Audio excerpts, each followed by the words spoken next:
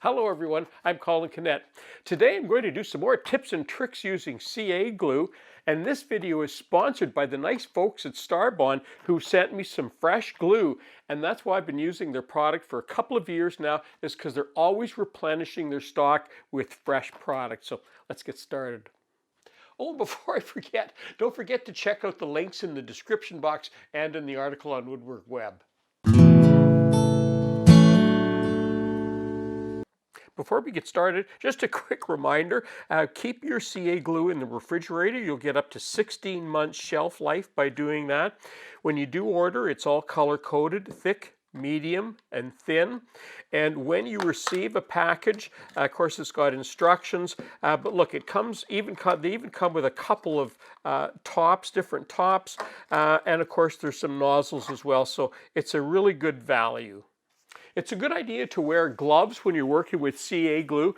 This is a vinyl glove. They come in a variety of colors. Do not use this because CA glue sticks to these.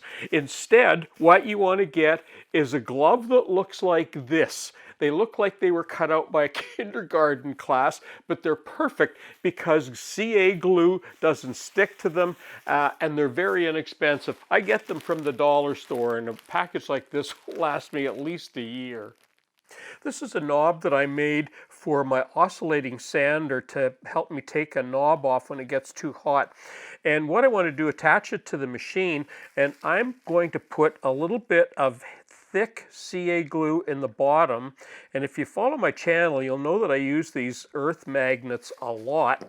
And what I'm going to do with this one is spritz the back of it just a little bit, and this is an accelerator, and that'll make it bond instantly. So when I put that in there, that's already bonded, and the reason I can tell that is when I attach it to a piece of metal, it stays, and that's how quick and easy it is. And I'll just go put that on my sander, and I'll always know where it is. Have you ever picked up a flashlight and find out that it doesn't work? So you take the lid off of it, and when you open it up inside, you find out that one of the batteries is leaked, and I don't know if you can see inside, there's a bit of white residue in there on that contact. So here's what I've been doing. With a very fine piece of sandpaper, this is 280 grit. If you look here, you can see I've got a little tiny circle, and I'm going to put that right there, and I'm going to put just a drop of this heavy glue, this thick glue on there, just like that. Now, I'm going to put a little bit of accelerator on the top of this pencil. I'm just going to spritz it. And now when I touch that glue, it instantly bonds, and now I can go inside with this very fine sandpaper on the end of a pencil, and I can now go back in there and just very finely, you don't want to do very much, you just want to get the residue off and just sort of clean up that contact. And I'm going to do the same on the side here too. Just touch that up a bit. All right, let's have a look and see. Oh, look at that, it's already working.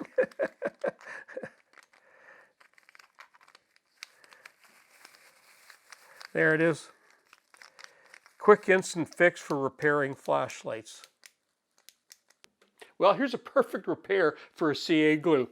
I've been tasked with repairing great-grandmother's rocking chair, and you can see that the whole top here is loose, and it's even loose in here. You can see it in here. Now, I'm not going to glue this center panel. You don't want to glue that one. If you did, you'd only put a tiny bit of glue in the middle, but I'm not going to put any glue in there, and the reason you don't want to glue that in there is because you want to allow that board to move back and forth as it absorbs and releases moisture. And if you did glue it, what would happen? It would crack. So we want to leave that in there. We want it to sort of float in there. But this side does need to get glued. So what I'm going to do, I'm going to flip this chair on its back, and I'm going to pour some CA glue in there because there's a good flex. I can move this up high enough that I can get some glue in there. I'm going to use the thick glue. I'm literally just going to pour it in there and then put it all back together, and I'm going to sort of strap it so that it can't move. Leave it for 24 hours. I'm not going to use any accelerator on this. I want the glue to dry and harden on its own, and it'll do that sort of overnight, and that'll be a good firm bond on that.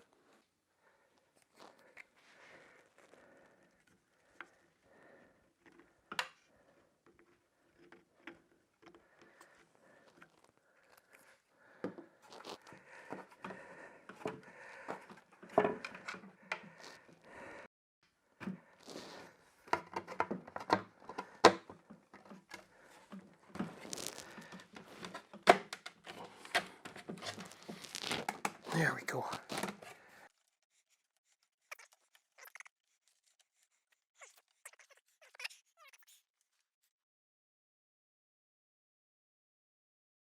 Here's another way of using, in this case I'm going to use the thick CA glue as using it as a clamp. And what I'm going to do, I want to glue, for example, this board to this one. And maybe I don't have a clamp, or maybe it's some kind of an awkward clamping situation that I can't get into or can't get a clamp into, but I'm going to demonstrate how you can do that. So in this case, what I'm going to do, I'm going to draw a line all the way around just so I can mark. And what I'm going to do on here, I'm going to run a bead of ordinary carpenter's glue, and I'm going to put it on fairly thin, not real thick. Then I'm going to take a little bit of glue and just put just a dab of CA glue on either side. And now what I want to do, I'm going to put a little bit of accelerator on each end of my top wood, and when that goes on, it will bond, and that's it there. That's bonded now, so that both of these sides are bonded, and the glue in the middle, and you can see that there's a little bit of squeeze out there.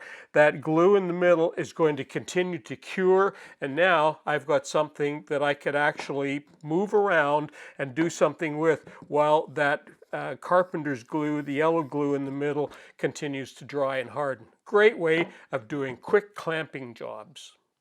Well, that concludes my video today on tips and tricks of things you can do with CA glue. And you know, a lot of times it's just like having another pair of hands around in the workshop. I'm Colin Canet for Woodwork Web. Thanks for watching.